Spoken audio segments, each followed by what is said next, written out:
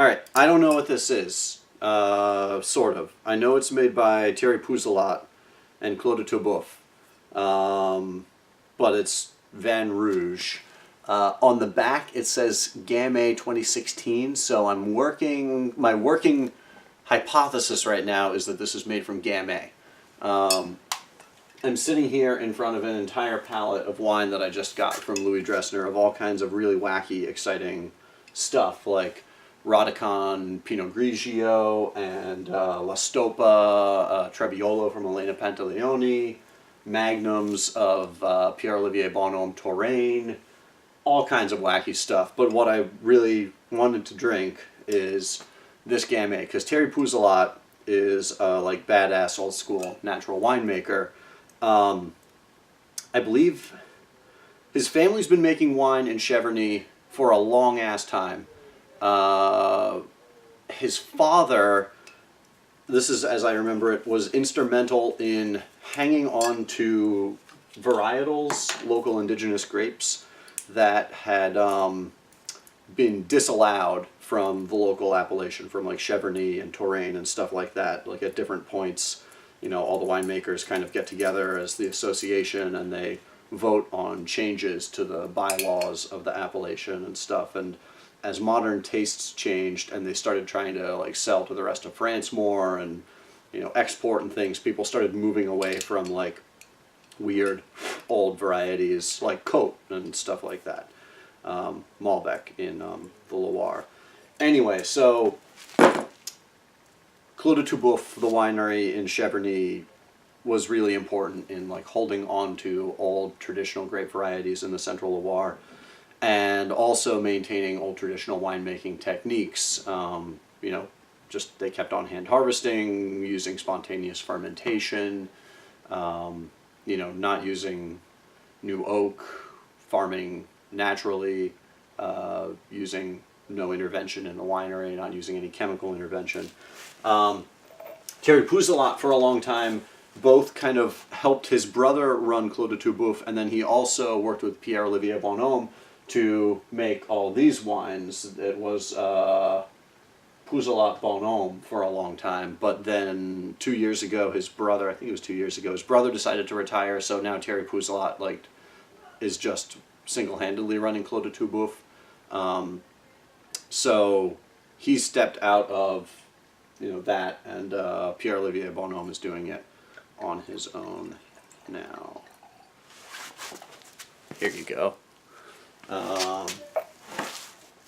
But I'd never actually seen this before. Like, I'm mostly familiar with his like Cheverny's, Core Cheverny, stuff like that.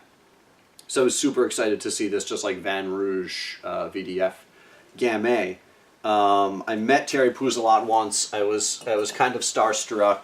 It was at a big tasting in New York, and I was just like, man, that's Thierry Puzelat. And he really, you know, he looks like a quintessential like French farmer. He's like lean and, you know, a little bit like scruffy and just, you know, looks like a serious old school farmer. And then I ended up in an elevator with him and Josefa, like one of the women from the importer, the national sales manager from Dressner, and she was like, "Oh, Terry, this is Ned who just ran across Sicily and stuff and ran over Mount Etna," and it was cool to meet him. So anyway, this is really cold from being outside on a truck for, you know, a day or two, something like that, being driven up here from New Jersey. It's pretty obvious that it was not filtered. It's dark, teensy bit cloudy. It smells dark and jammy. It's a tiny bit reductive, but like not much, just a tiny bit right now. I'm sure that with a little bit of, you know, being exposed to air, like that'll come out of it. And there's definitely a little bit of a wild, furry, you know, kind of rustic aroma. That definitely, it's Gamay. Like that's, to me, that's a hallmark of like wild Loire Gamay. The primary characteristic I've got to still say on the nose is the fruit. Like it's a nice, like cherry, raspberry, kind of jammy smell, but even just the smell has tension to it. Even just the smell is like, you know, a tiny bit frenetic. Like you kind of want wild, young Gamay to be. You want it to be dynamic. And then there's that like wild woodsiness to it.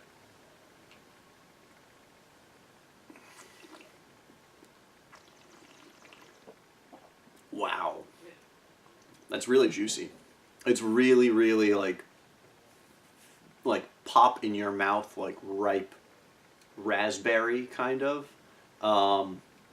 Not juicy in like a sweet or big fruit kind of way. Just really vivid, like lively, kind of like dancing on your palate, kind of like fresh fruit. This is pretty badass. I wasn't sure, this being like just a VDF Gamay, I wasn't sure if it was going to be like lighter, leaner, crunchy, you know, but this has actually got awesome like ripeness. Like this is pretty developed.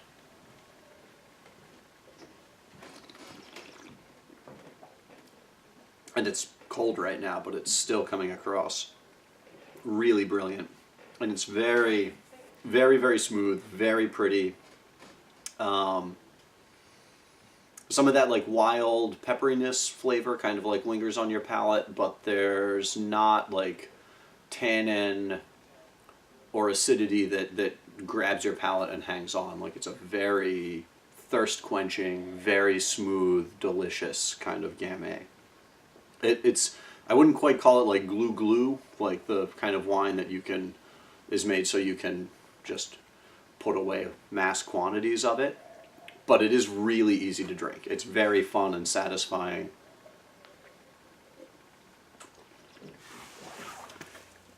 It's really good. This is pretty sick.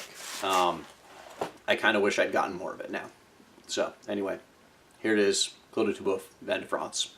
It's awesome.